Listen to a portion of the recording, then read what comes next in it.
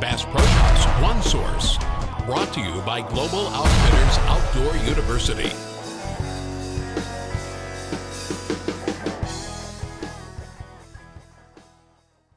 Hello and welcome to Global Outfitters Outdoor University and another segment in a series on how to fish a Texas rig.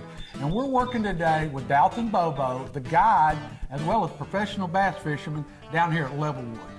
Dalton, you've already told us about a standard Texas rig. You've told us about a pegged Texas rig. Now tell us what you got in store for us. What we got now is a situation where you can turn a standard Texas rig into a quick Carolina rig.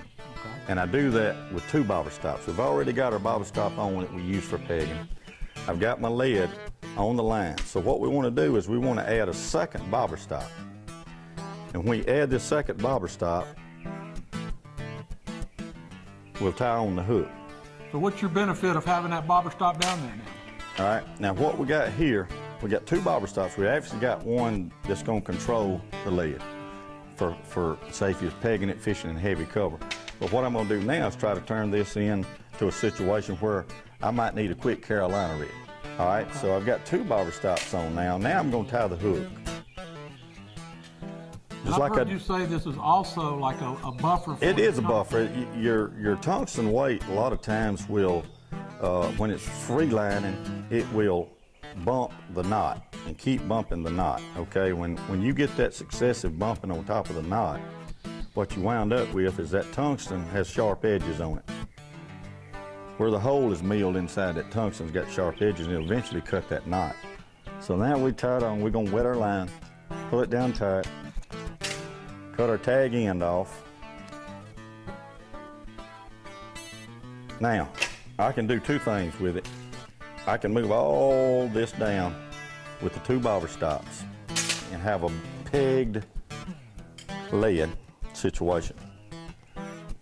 But I've also got another bobber stop. And when I rig my worm, we got a pegged worm. Now if I get in a situation while I'm fishing heavy cover where I need to sling out on a flat or something and I need an instant Carolina rig and I'm searching for fish, I don't have to go in the box. I actually can pull these two bobber stops and now I've got an instant Carolina rig. Wow, that's awesome. And it keeps you, it saves you time, and when you're in a tournament situation, time is very critical. So now I've made me an instant Carolina rig to probe with if I want to fish a flat or something where I feel like I get better bites out in open water as opposed with a Texas rig. Wow. Well, that's awesome. That's how to fish different variations of a Texas rig as well as be able to have the benefit of a quick Carolina rig.